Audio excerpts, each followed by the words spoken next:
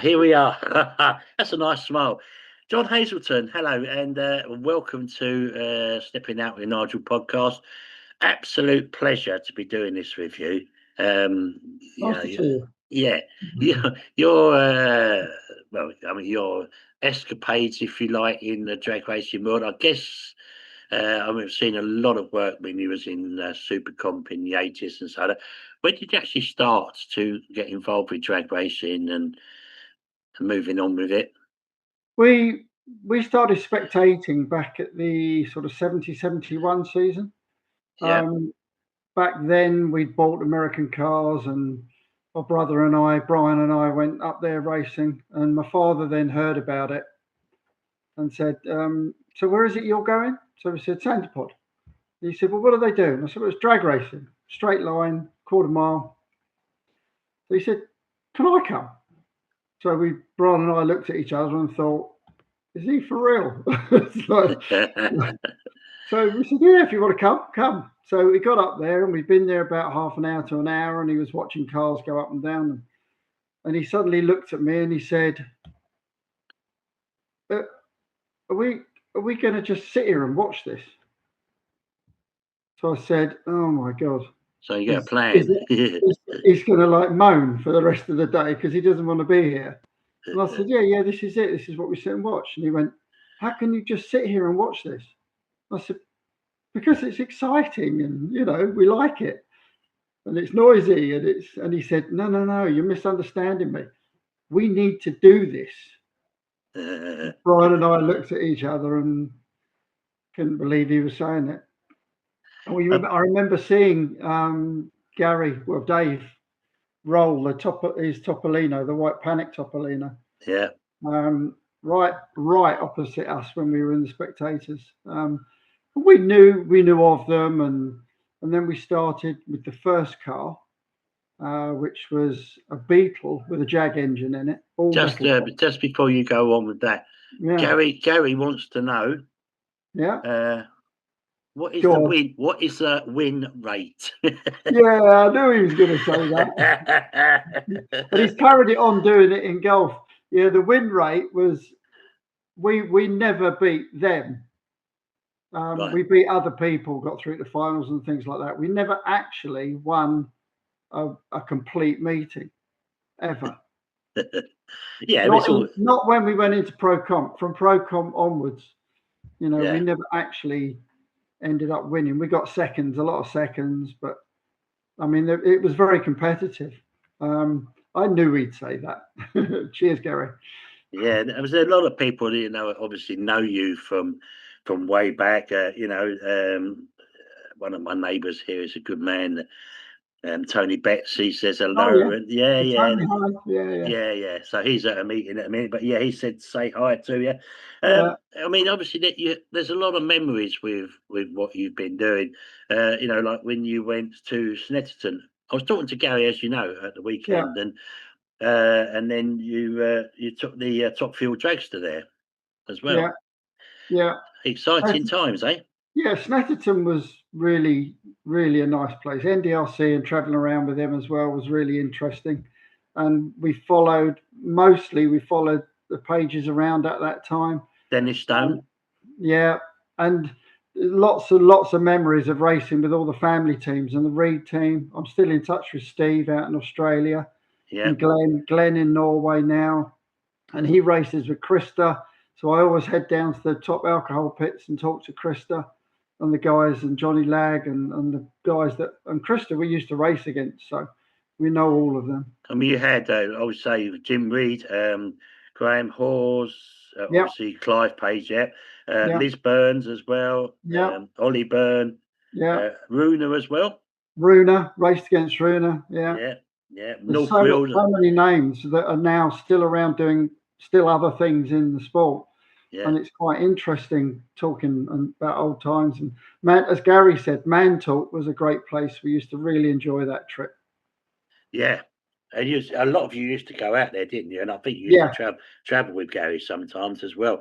Yeah, I mean, Gary spoke very highly of you, even when we was off air, and they had really good times with you guys, We and had amazing times at Mantorp and on the Sesson Tour Line Championships.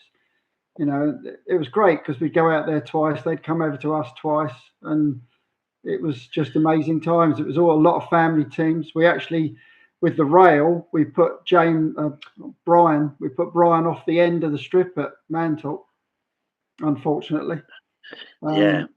in the rail, he went off without chutes, and it was my dad's job to take the pins out of the chute. He didn't. It was my job to check that he'd done it as I walked around the back of the car after the burnouts, and it was the starter's job to check the pins were out, red flags on them and everything. And as it left, I screamed at the push car to come round and pick us up because he was going off the end. I knew he was going to end up off the end. We've And he had, went, there's a lot of conversations with people not taking the tags off. yeah. It's not the first time it's happened, is it? No, it's not. It's the only time we ever had a big moment like that, and apart from the wheel stand we did with the Thunderbird, the green Topolino. Yeah. But the Topolino was the car that I think most people remember us from, because it was quite an iconic car. And it was funny how that happened, because after the first dragster, the Jag, we then bought Vic Hammond's old chassis, which was a box tube chassis, and he had to move on because obviously he was going to go blown and too much power. And that chassis would have been no good for it. So he had a chassis built. We then went with a small block Chevy, and we started going faster and faster with that. And in the end, Dad was doing computer sales, and he was traveling to California a lot. So he came back on a trip once and said, "All right, I've got 2 engines coming." So Brian and I looked at. He hadn't said anything to us, and we said, "What's in the crates? What's the engines?" He said, "Oh, they're ex-Top Fuel engines with a whole load of pistons, new camshafts, new heads, new this, new blowers." And I was like, "Sorry, what are we doing?" At the time, we had T-Bird, which was the little small block Chevy. He said, "No, we're going to go pro comp racing. I'm going to get a car built." So we then talked about the car, and he wanted to build a Miller and Moore mob replacement for UK. So he then talked to Pat Cuss, and he then had the mold made up for the stretch Topolino, and then he modified that. And in the end, we had the chassis built by him and the body put on it. And then, who did the paint? He's going to kill me if he sees this because I can't remember his name. But the guy, he was over at east of us, but he did custom paint. He did the paint, the green paint, and fabulous job he did of it.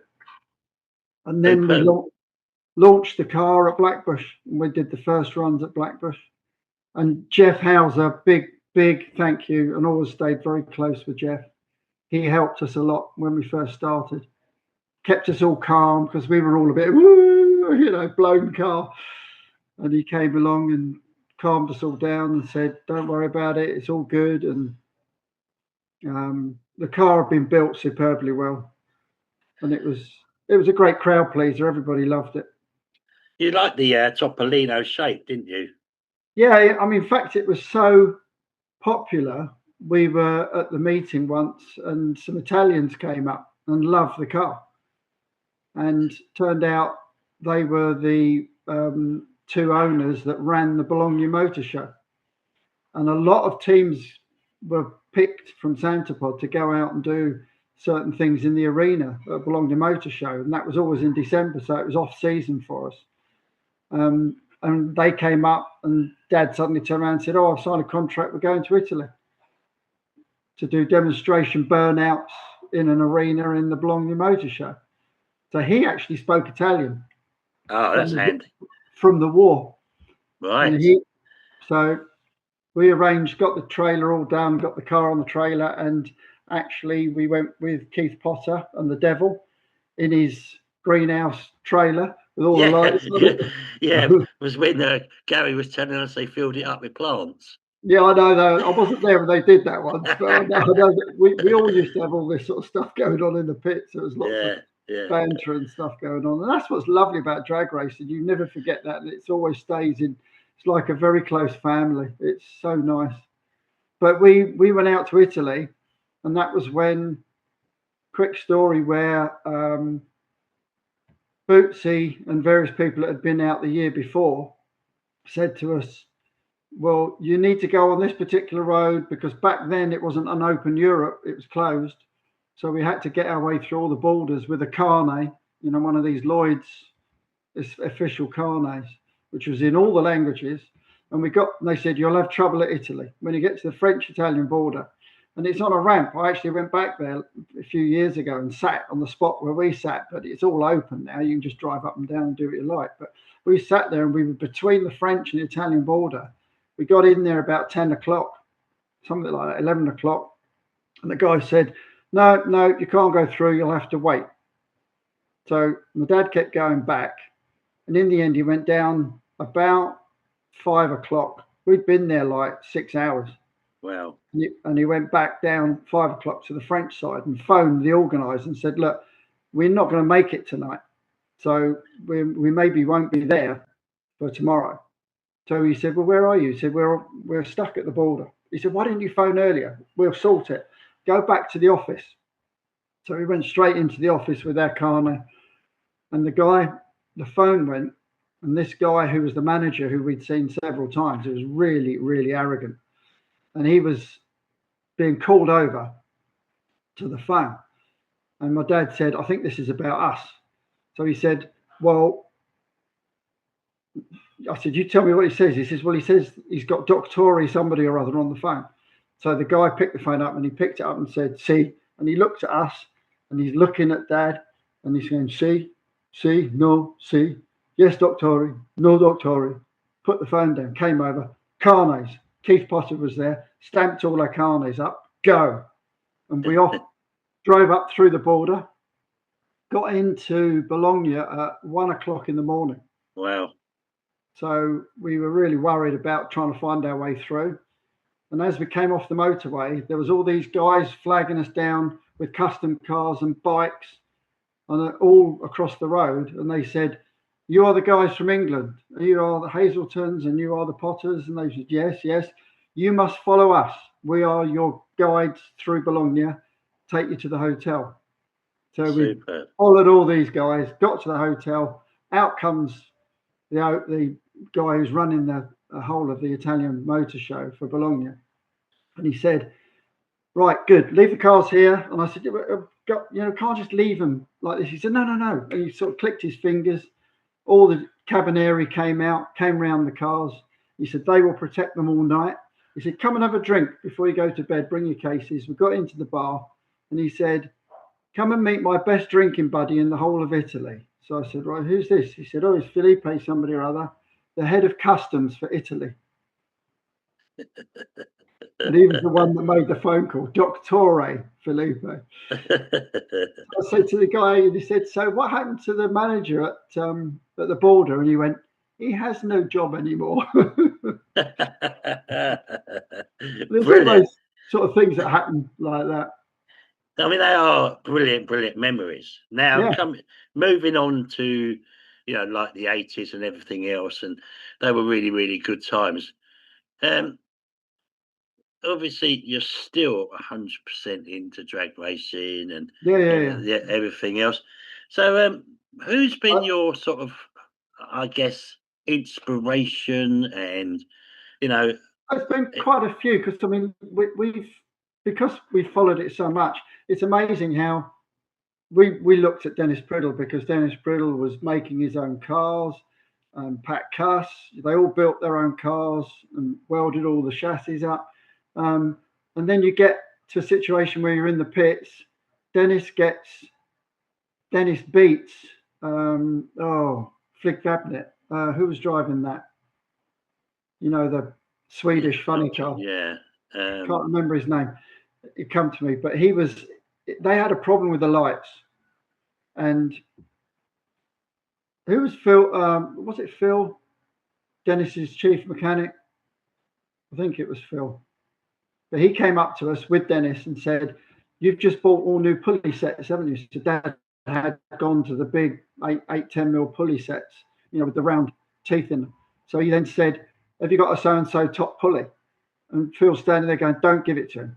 So I said, "What? Yeah, I'm sure I've got the boxes out, sorted through the pulleys." So I said, "What, this one? And will this do?" And he said, "Yeah, that's it. That's the top pulley number of teeth that he wanted." So I said, "Well, what's going on?" So he said, "Well, Lee Anders has Leander's, just that's it, yeah.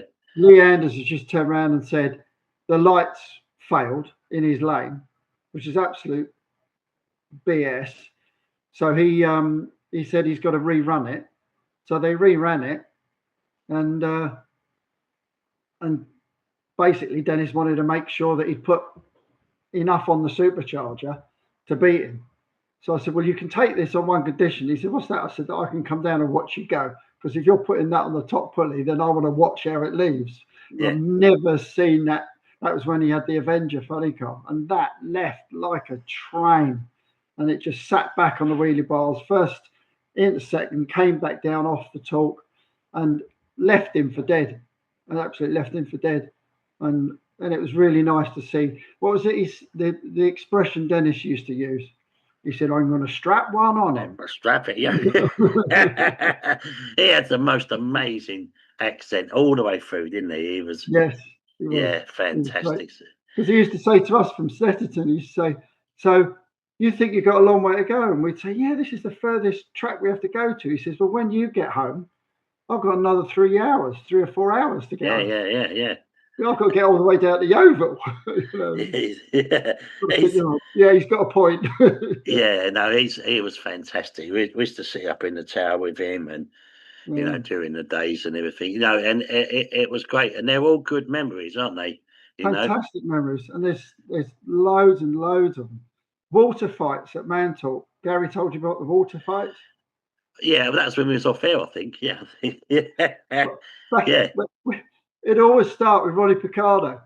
yeah, about right. So there was always the old boys. So it was my dad, Jim Reed, uh, Daddy Stone, all the team leaders. The older guys. They're all sitting in a circle after the meeting on a Sunday, drinking cups of tea.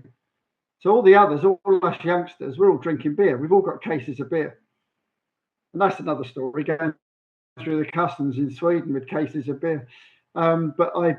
So Ronnie's saying, "Right, start filling the baths up." So there's a whole row of these lodges, and we start running the baths and putting the plugs in.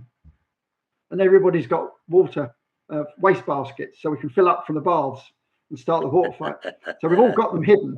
And Ronnie Picardo found a water butt, like a big, like 5 foot high water butt, about 3 foot round.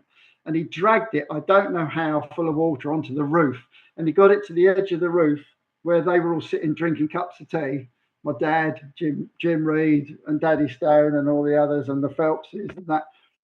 And then he'd go like this. He'd go, 3, 2, 1, and pour the whole thing over the lot of them. And then that was the start of the water fight, and all hell broke loose.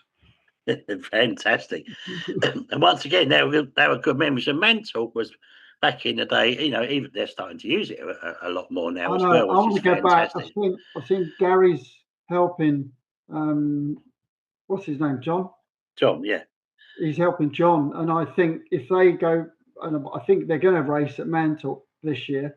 I'd really like to try and make that and fly out and watch it, because that's going to bring back so many memories. Absolutely. And I've been to Mantalk, and it's an amazing place. And you get a lot of people go there, and a lot of fun as well, isn't it? Yeah. Yeah. It was the first time we came across mixed showers. So there's some very, very glamorous looking Swedish ladies around, and especially Martin Hop's wife.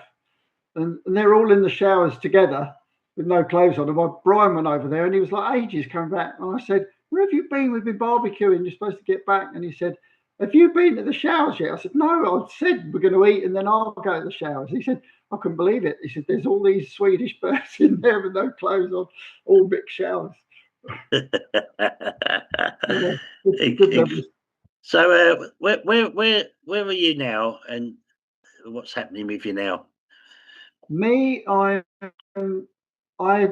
when we finished, well, before we finished racing, and we had to finish sadly because Dad ended up with very bad heart problems.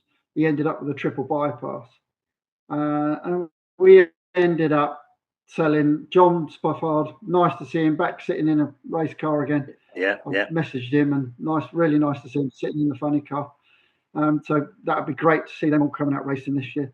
But yeah, we had to basically sell everything, and Dad had to pull out of working, and unfortunately, he was the one with most of the money. He had the money wallet, and I was just starting a business. My brother was starting a business, so I then ran my business, and the business is 50 years old last year, and it's now run by my son and my daughter and directors.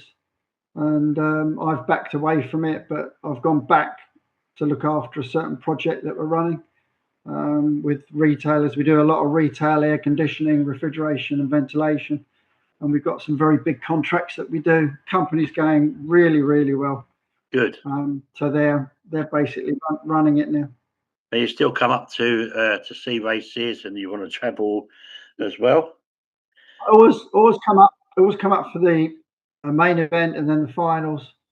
And then if Gary's going up to Dragstalia or if he's doing anything else, I'll try and tag on with him. Yeah. I'm still riding a motorbike, and I go up on the bike, and a lot of the guys come out and can't believe the bike I'm riding. for a nearly 75-year-old, I'm riding a Kawasaki ZZR 1400, and it's just a Wow. great bike. Love it. Just hopefully you get good weather coming up And there in then, there, isn't it? oh yeah, no, I've made some memorable runs up to Santa Pod. I've got this poster that I've got where it's a guy with all his leathers and knee pads on and everything else, and he's turning over his shoulder, looking back, and he says, "Looking back on my life, I wonder how the hell I'm still here."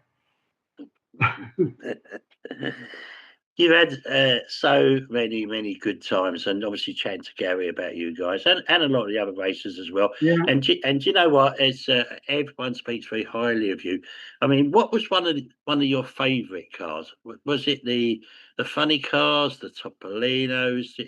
I think back in the day, for me, it was funny cars and what Alan Bates has now done Yeah. with and the number of times Nobby would walk past and say to my dad, "Put some nitro in it, come racing with us."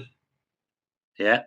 And he said it a lot. It came up a lot. Nobby was really good and helped us a lot as well. And Bootsy and the family, they're all a family. Yeah. I Yeah. mean, a lot of them are no longer with us, but I can remember we had a Muncie 4-speed Muncie crash box in the T-Bird car, which was small block Chevy, until we went with an Art Car Talk Flight clutch transmission, auto transmission. They did a clutch auto transmission back then. It was called a Turbo 500 with a clutch in it and competition clutch, and then you just auto change, and that was what we raced later on with the T-Bird small block Chevy. And I was replacing the gears or trying to take the gearbox apart in this Muncie box. And Bootsy came in and was showing me how to weld the teeth back onto the fourth gear because it kept going into four and then spitting the teeth out in the lights. And then I'd have to take the box all apart again, take the fourth gear off, go back into the workshop, and then Bootsy, bless him, would see me walking down there. And the next thing I know is a tap on the shoulder. "Do you want me to do that?" Incredible. Yeah. That's what it was all about, though, And wasn't it? he'd weld it all up. He said, "Great, keep dipping it in the water, get it hot, dip it in the water. That's it. That'll harden it up." He said, "That'll probably." And we got right through to the final with that car. We had to do that 3 times with the gearbox. That's what it's all about, though, isn't it? And Experience. it is a real family thing. And I mean, the funny cars, when I was spectating, that was the most spectacular thing because with the burnouts, it would obliterate the start line with the burnouts. And that was for me, I suppose, the spectacle of it. So when we went pro comp, we went with the full body Topolino. It wasn't a funny car, but it was unaltered really. Yeah. But it was a great. It's a crowd pleaser, and everybody loved it. And then you got your friends Alan and Lee coming back out as well. I know. Fantastic at the end of last season. Fantastic. I know. Alan and I sat in about 2 years ago. Alan and I sat in the grandstand and we met up. He said, "Oh, we're going to go down and watch first round and see the pro classes run." And we were sat there for about an hour and a half, just chatting about old times. And the people around us were all like, "Who are you two?" Because they didn't realise who we were. They said, "You must sounds like you've been drag racing for years." I said, "No, we just got a similar sense of humour." And so most drag racers have got a very similar sense of humour. Yeah, definitely. And you never lose that. And I've experienced a lot of that humour. And obviously, I used to do the radio as well. And everything's good time, and everybody just gels in with it all and Yeah, everything. yeah, And at the end of it, whether you sort of get on with someone, at the end of the day, you shake each other's hands and you move on. And it's very much like that yeah. nowadays. Obviously technology and everything's changed now. I mean, Oh wow, hasn't it? yeah, Yeah, you're looking at 12,000 horsepower yeah, for the floppers now, and it yeah. is a completely different ball game. Yeah, six pack sliders. We were running twos and threes. Yeah, Yeah, it's just insane. I can remember when we were out in Italy, we were having trouble with the burnout, not producing enough smoke. So I turned around to I phoned up Jeff Hauser and I said, "What can we do?" And he said, "Have you got any antifreeze?" So I said, "Not a lot of people know this, but," he said, "Have you got any antifreeze?" So I said, "Yeah, we can get some." "Why?" He said, "Well, mix 1 part antifreeze, 2 parts water, and then put it as water in under the tyres." He said, "And it produces more smoke."